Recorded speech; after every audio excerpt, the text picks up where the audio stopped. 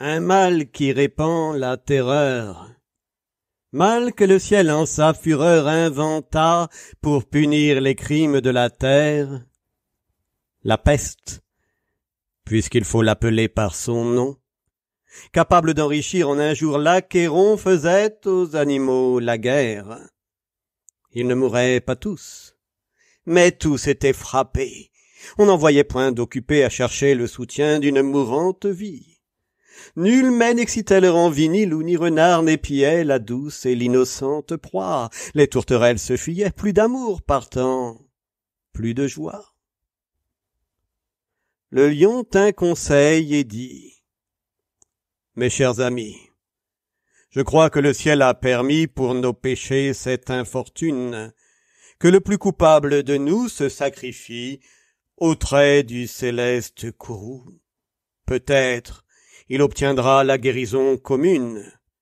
L'histoire nous apprend qu'en de tels accidents on fait de pareils dévouements. Ne nous flattons donc point.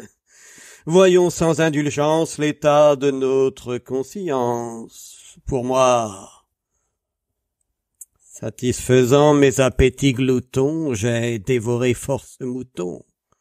Que m'avait-il fait? Nulle offense. Même il m'est arrivé quelquefois de manger le berger.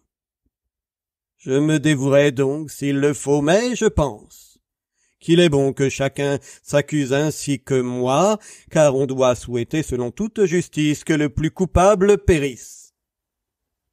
« Sire, dit le renard, vous êtes trop bon roi, vos scrupules font voir trop de délicatesse, eh bien. Manger mouton canaille, saute espèce, est-ce un péché? Non, non, vous leur fîtes seigneur en les croquant beaucoup d'honneur. Et quant au berger, l'on peut dire qu'il était digne de tout mot, étant de ces gens-là qui, sur les animaux, se font un chimérique empire. »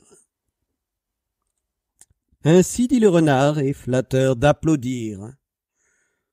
On n'osa trop approfondir du tigre, ni de l'ours, ni des autres puissances, les moins pardonnables offenses.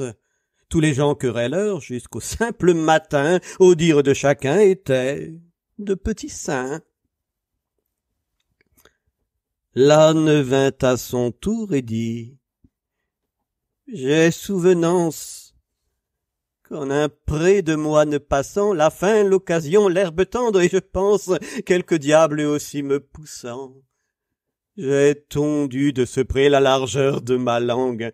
Je n'en avais nul droit, puisqu'il faut parler net. » À ces mots, on cria haro sur le baudet. Un loup quelque peu clair prouva par sa harangue qu'il fallait dévouer ce maudit animal, ce pelé, ce galeux, d'où venait tout leur mal.